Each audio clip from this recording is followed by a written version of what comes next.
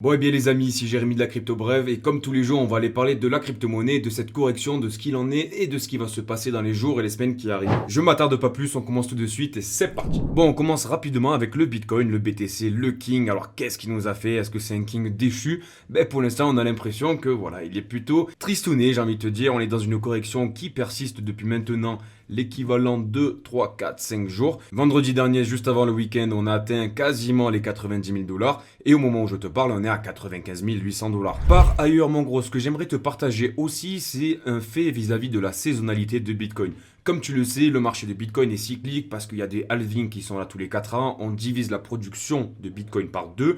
C'est pas ça qui va vraiment changer la fin de l'histoire, du moins à court terme, à long terme bien sûr que oui, mais du coup c'est cyclique et en fait on a des choses qui se répètent de manière calendaire si tu veux. Et comme tu peux le voir du coup avec cette charte que tu as maintenant sous les yeux, qui a été partagée par Bitcoin Chartbot, rendons à César ce qui appartient à César, tu as tous les cycles de Bitcoin depuis sa création. Tu as le premier cycle qui a été réalisé qui est en bleu, ensuite tu as le vert, tu as le rose et le dernier qui est en orange. Comme tu peux le constater, on n'a même pas 300 jours de cycle depuis le précédent halving, mais ce que j'aimerais te mettre en évidence, c'est le fait que à partir du 241e jour après le halving, en général, le marché corrige. Le marché prend des bénéfices et tu peux le voir, hein, ça a été vraiment très fidèle sur le premier cycle. Et encore, pourtant, c'était le premier cycle.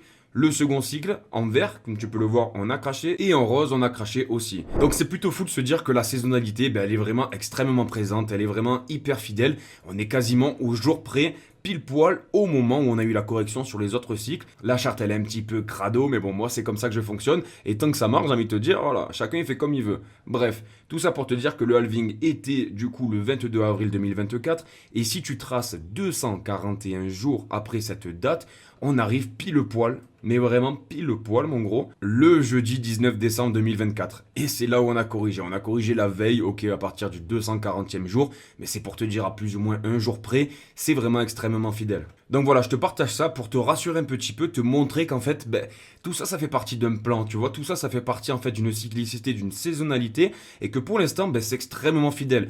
Donc si on reste aussi sur une fidélité de la saisonnalité vis-à-vis du Bitcoin, comme tu peux le constater, lorsqu'on a eu des corrections du coup à cette même période, derrière c'est reparti en flèche. Tu peux le voir avec le cycle vert, du coup le second halving, mais aussi le troisième. Le premier, je t'en parle même pas quoi. Ensuite, petit point rapidos sur le Dixie. Alors le Dixie, pour les nouveaux les mecs, c'est l'indice du dollar américain. En fait, c'est ce qui va représenter la monnaie du dollar US vis-à-vis des autres monnaies. Donc voilà, grosso modo, ça te permet d'avoir une vue d'ensemble sur la plus grande valeur refuge au monde qui est le dollar américain. Quoi qu'on dise, les BRICS, la dédollarisation, patin, couffin, c'est le dollar les mecs. Pour l'instant, c'est le dollar, il n'y a pas yesh. Bon, et comme tu peux le constater du coup, depuis le mois de septembre, on est reparti à la hausse sur cet indicateur-là. Donc ça veut dire quoi? Ça veut dire que les gens dirigent leurs capitaux vers le dollar américain. Et donc quand le dollar américain se gonfle, bien évidemment, les riscons, donc les autres matières, si tu veux les produits financiers, la finance traditionnelle, le Bitcoin qui est extrêmement corrélé à cette charte-là,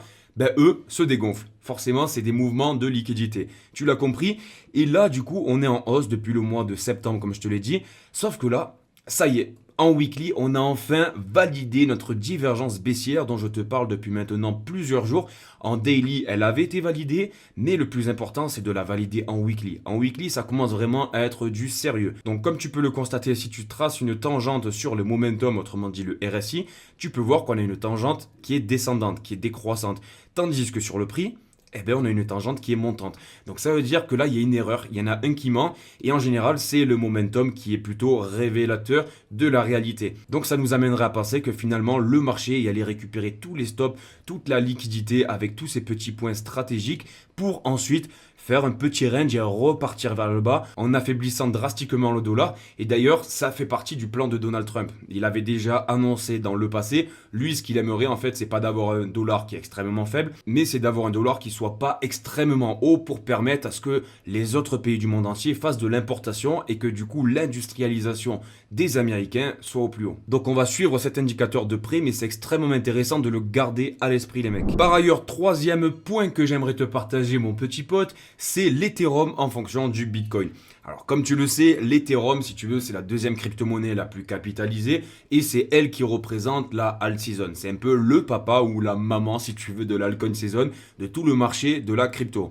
Et en général, pour avoir une alt season, donc en fait une montée de tous les altcoins que nous on aime, sur l'IA, sur le RWA, sur le gaming, peu importe, on a besoin d'avoir un Ethereum qui soit fort face au Bitcoin. Donc ça fait appel à la dominance de Bitcoin par rapport au marché, etc.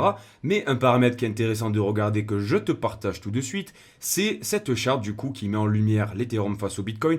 Et comme tu peux le constater, si on se met en monthly, donc c'est ce que j'ai fait sur cette charte-là, tu peux constater qu'on a fait un espèce de drapeau qui dure depuis maintenant la création d'Ethereum. Et ce qui est vraiment plutôt chouette, c'est que malgré la correction, malgré le sang qu'il y a dans les rues actuellement, malgré le pessimisme, le bearish qui règne du coup sur le marché, sur le Twitter, sur les communautés, sur les investisseurs, mec, on est en train de venir toucher la borne basse de ce drapeau. Donc en fait, il y a deux manières de voir la chose. La première, tu penses que du coup Ethereum va se décorréler du Bitcoin, qu'on va casser ce drapeau. Après quasiment 10 ans de règne, de développement, de recherche autour d'Ethereum et de la altcoin mania, tu peux te dire je ne crois pas dans la crypto-monnaie, je ne crois pas dans l'industrie du Web3 et du coup, ok, on va casser le drapeau. En revanche, si tu as des convictions envers Ethereum, envers les altcoins, envers le marché de la crypto-monnaie, les bons projets, pas les pingouins, les toutous ou les chatons, mec, on est sur des opportunités qui sont extrêmement intéressantes. On est sur le bas d'un range qui, normalement, je te le répète, met ce que tu as en entrée, donc en gros, grosso modo, la hauteur du drapeau en entrée, tu la retrouves en sortie. Donc j'ai envie de te dire, les convictions que j'ai sur le fondamental, sur les applications de la crypto-monnaie, sur le fait que Donald Trump va faire le pays des États-Unis, le roi de la crypto-monnaie, moi personnellement, je recharge les crypto-monnaies que je te parle régulièrement. Allez, on continue rapidement avec deux petits narratifs que je te parle depuis plusieurs mois maintenant, qui sont extrêmement importants à suivre. Selon moi, c'est le narratif de l'intelligence artificielle et celui des real world assets, autrement dit de la tokenisation des actifs réels. Bon, je t'avais exposé ma thèse il y a de ça quelques mois où je te disais que, et d'ailleurs avec preuve à l'appui, plus on avancerait dans le cycle et plus les gens auront de bénéfices qui voudront faire travailler pour gagner un 4, 5%, voire 10% avec des protocoles de RWA qui sont pas extrêmement risqués parce que finalement tu vas te corréler au dollar américain. Tu vas pas faire de la DeFi en spéculant sur des pingouins ou je sais pas quoi. Bref, et en fait cette théorie, elle avait été vérifiée, on avait regardé ensemble que lorsqu'on avait le top de Bitcoin, on avait à peu près entre 1 mois à 2 mois de latence en fonction des projets de RWA pour avoir le top sur le projet en question. Comme tu peux le constater sur cette charte du coup de RWA.xyz, on a les protocoles de RWA qui se gavent en liquidité, et notamment les plus grands bien évidemment. On a des protocoles qui n'ont pas de token qui attirent énormément de liquidité comme Hashnote ou alors même Securities. Comme tu peux le voir avec Ondo, on a une courbe qui est extrêmement puissante. Voilà, si je te zoome un petit peu, on a eu la correction on va dire il y a 4-5 jours, et comme tu peux le constater, regarde la liquidité qui arrive sur Ondo Finance, qui est on va dire le chef du RWA pour le moment, c'est le leader, ok, donc c'est plutôt représentatif du narratif. Comme tu peux le constater, c'est pas encore hyper flagrant, mais je pense que ça le sera beaucoup plus dans les semaines à venir. On a de l'ajout de liquidité sur Ondo. Parce que du coup, les gens ont fait des bénéfices, les gens ont gagné de l'argent entre guillemets. Et cet argent, plutôt que de le laisser sur un MetaMask à dormir, ils le mettent sur des protocoles de RWA pour gagner un petit rendement. Et ça, c'est plutôt notable. Et je pense que plus on avancera, plus les gens prendront des bénéfices et plus ce sera notable. Et donc forcément, plus les tokens seront valorisés. Ensuite, si on fait un petit point rapido sur l'intelligence artificielle, ce que j'aime bien regarder de temps en temps, c'est la Google Trend. Parce que ça marche sur le Bitcoin, c'est vrai que je t'en parle souvent. Est-ce que les gens ont beaucoup tapé Bitcoin sur Google et ça te permet d'avoir une vue d'ensemble, voir est-ce qu'il y a de l'intérêt autour du Bitcoin ou de la crypto, peu importe. Mais en fait, ça marche avec tout les gars. Ça marche avec tout, ça marche avec intelligence artificielle, télé, écran plat, microphone, tondeuse, bref, ça marche avec tout, donc pourquoi pas le faire avec l'intelligence artificielle qui devient de plus en plus à la mode d'ailleurs.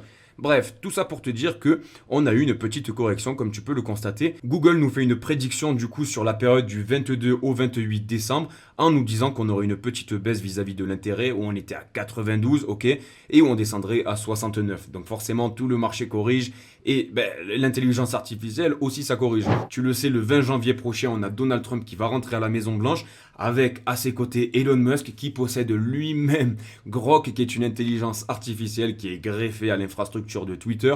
Il y a aussi les robots Optimus, les robots taxi, enfin il y a plein de choses autour de l'IA. Il va y avoir un bureau autour de l'intelligence artificielle, donc il va y avoir des nouvelles qui vont tourner autour de ce secteur-là et ça ne m'étonnerait pas que l'intérêt autour de l'intelligence artificielle refasse encore un sursaut. Mais ce qui est plutôt intéressant et que je voulais te partager, mon gros, c'est vis-à-vis du narratif du DePIN. Alors le DePIN, ok, moi personnellement je le considère comme une extension, si tu veux, de l'intelligence artificielle. En gros, c'est du cloud computing. Ça permet de faire pas mal de choses, d'héberger des sites, d'entraîner des modèles d'IA, etc.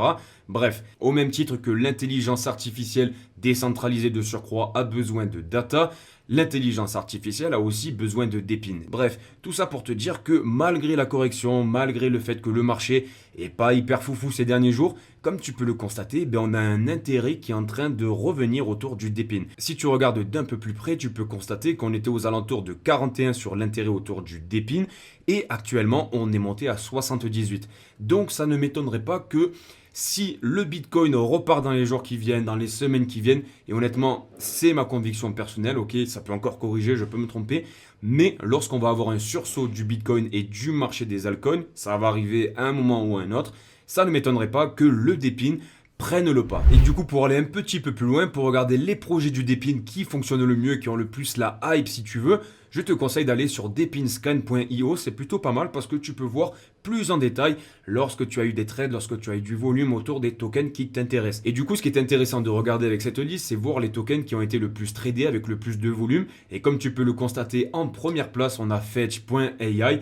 On n'est pas vraiment dans le DePIN, mais bon, ils l'ont rangé là-dedans.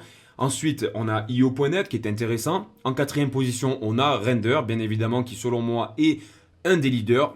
J'ai envie de te dire, je suis plus team Akash, mais bon, Render c'est un excellent projet, je suis quand même investi dedans, d'accord. Et ce qui est plutôt intéressant de noter, c'est qu'on a Arweave qui est dans la data, on n'est pas vraiment dans le DePIN encore une fois, mais bon, on tourne autour du narratif finalement de l'intelligence artificielle et de l'infrastructure qui permet de faire tourner l'IA.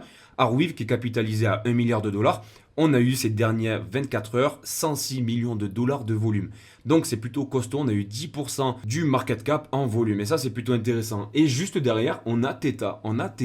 Qui commence à reprendre de plus en plus de force. Donc c'est plutôt surprenant, mais on va suivre ça de près. Donc n'hésite pas à t'abonner, mon petit pote. Bon ben voilà, c'est déjà terminé, mon gros. N'hésite pas à t'abonner, à me laisser un petit like et un commentaire si tu veux me donner la force. Ça sera avec grand plaisir. N'hésite pas aussi à venir sur le groupe Telegram de la Crypto Bref. Si tu es de bonne humeur et que tu es bienveillant, tu peux te joindre à nous. C'est un groupe d'entraide, c'est gratuit. Donc n'hésite pas. Sur ce, on se retrouve demain à 5h du matin pour une nouvelle vidéo. Prends soin de toi. Bisous. Ciao, ciao. Bye.